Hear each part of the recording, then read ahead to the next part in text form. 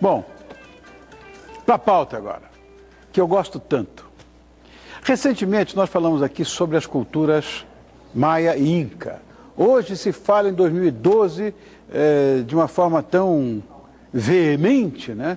E linkando essa história com a cultura maia. Se fala dos incas também, mas a história das civilizações pré-colombianas, sei lá, o que representam, qual é a sua importância? Nós hoje vamos fechar essa tríade. Nós vamos conhecer um pouco mais sobre a cultura asteca. E quem vem falar sobre o assunto é o nosso parceiro, já, o historiador Marcelo Lambert. Tá bom, Marcelo? Tudo bem? Prazer em revê-lo, meu irmão. Tudo meu. Obrigado. Já foi a história do 2012, você lembra que maluquice isso? Falamos já sobre isso aqui. Falamos dos incas, falamos de Machu Picchu. Não descemos o cacete no Pizarro, que devia ter feito isso, mas vamos bater hoje forte, pelo menos, no Hernán Cortés. Não é? Bom, vamos falar da civilização asteca, o que foi, qual é a importância. Bom, os astecas, nós podemos afirmar que foi um grande império, né?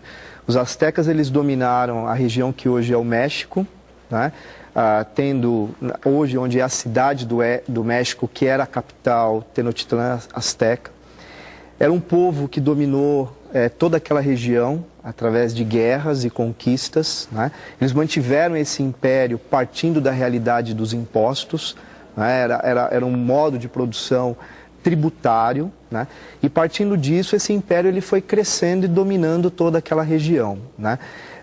Eles tinham uma construção religiosa muito interessante, né? O processo de fé estava totalmente ligado à estrutura social e à estrutura de Estado, né?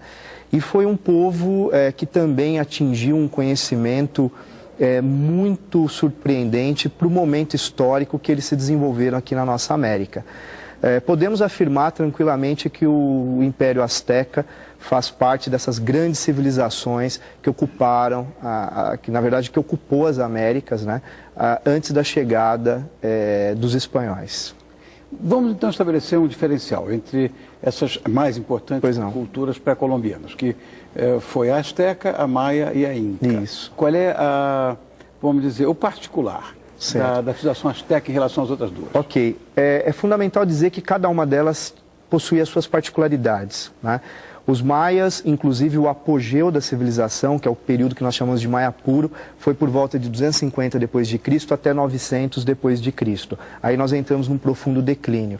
Os maias se desenvolveram de uma forma absurda na matemática, astronomia, a escrita mais bem elaborada das Américas, maia.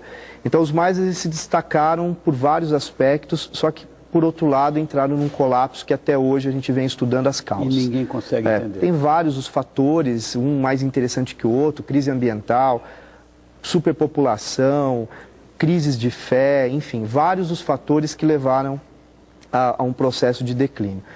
Pensando dessa forma, nós temos na península, na região do Yucatán, fatores outros que também desencadeou esse processo.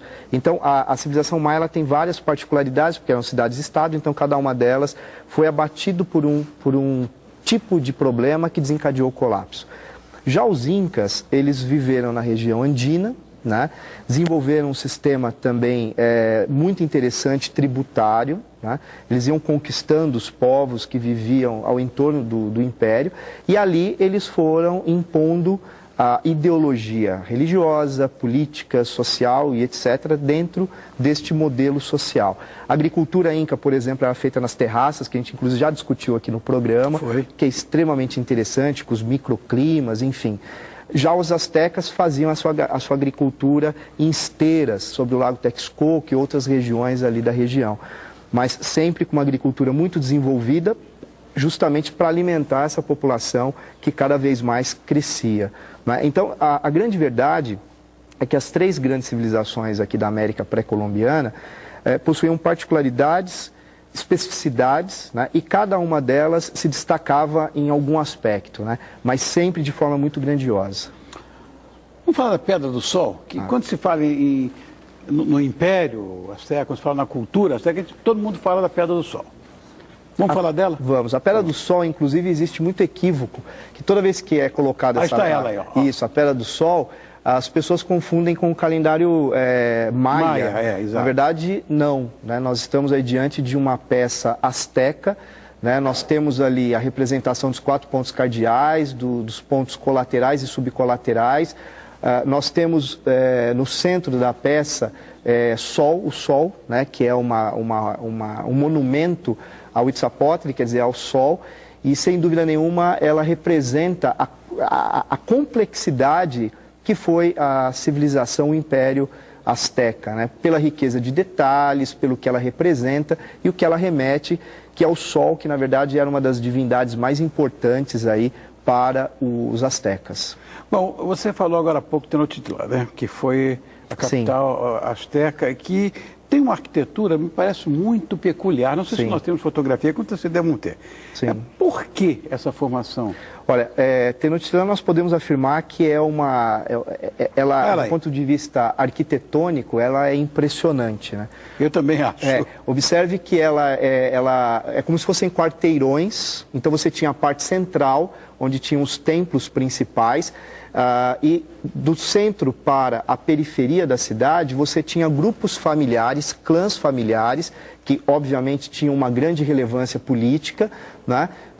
E ela era organizada dessa forma, muito parecida com Veneza, os dutos, né? Os canais e o sistema de saneamento, a organização urbana.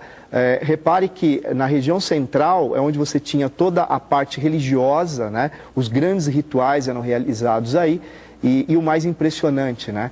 Hoje, a cidade do México ela está sobre Tenochtitlan, né? As grandes construções do Zócalo, enfim, estão exatamente sobre os templos de maior relevância do Império Azteca. E essa cidade é algo impressionante por seu tempo e o que ela representava. Uma coisa, Marcelo, existe uma lenda asteca que ela é até retratada no Codex Mendonça. Pela figura da águia, da serpente, fala-se da serpente voadora, enfim. Como é que é essa lenda? O que ela significa? Que é tão recorrente, né, essa simbologia na cultura asteca?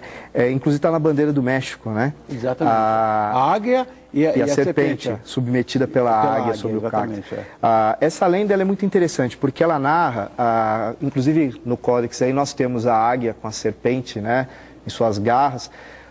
Diz a lenda que um deus asteca, né, deu uma missão, que eles fizessem uma peregrinação, e que no momento que eles encontrassem uma águia submetendo uma serpente, era o local onde eles deveriam fundar a capital asteca. E de fato, a história, a narrativa asteca nos coloca essa situação, inclusive retratado aí nesse documento, né, que é um códex lindíssimo, inclusive, né, onde a águia submete a cobra, e achando esse local, eles fundaram a capital asteca Tenochtitlan.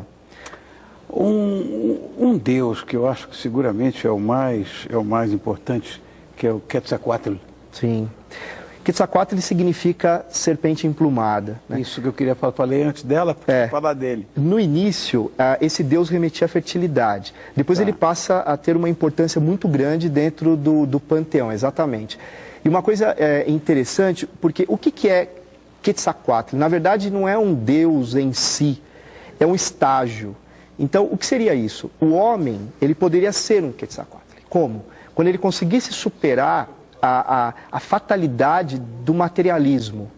E ele conseguir, a partir disso, se desprender desse materialismo e ele achar a sua totalidade. Então, todo azteca, inclusive para os maias, que era Kukulcán, a lógica filosófica era a mesma.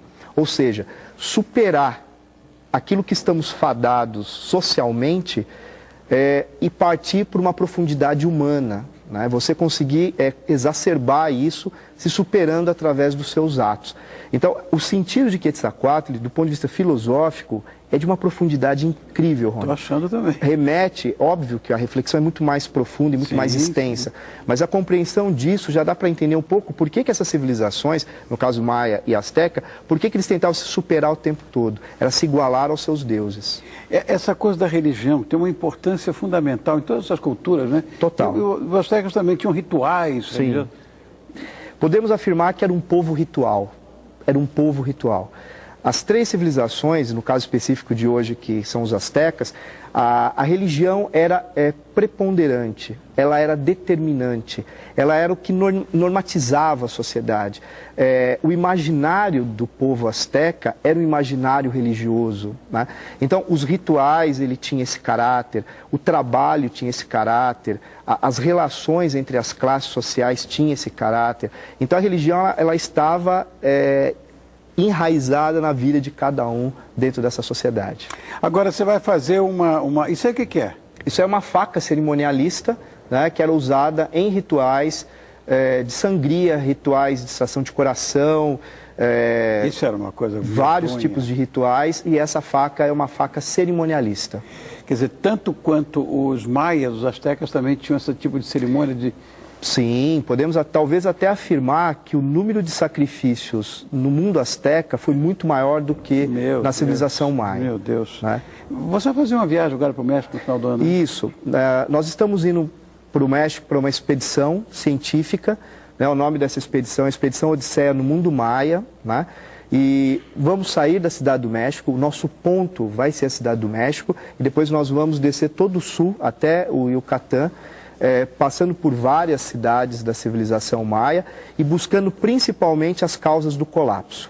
Né? Fontes primárias, secundárias, filmográficas, fotográficas, e é uma expedição sensacional, né? O Brasil vai ganhar muito com isso. E se tiver alguma coisa para me contar, porque até hoje eu quero saber por que acabou essa civilização, você vem aqui e conta.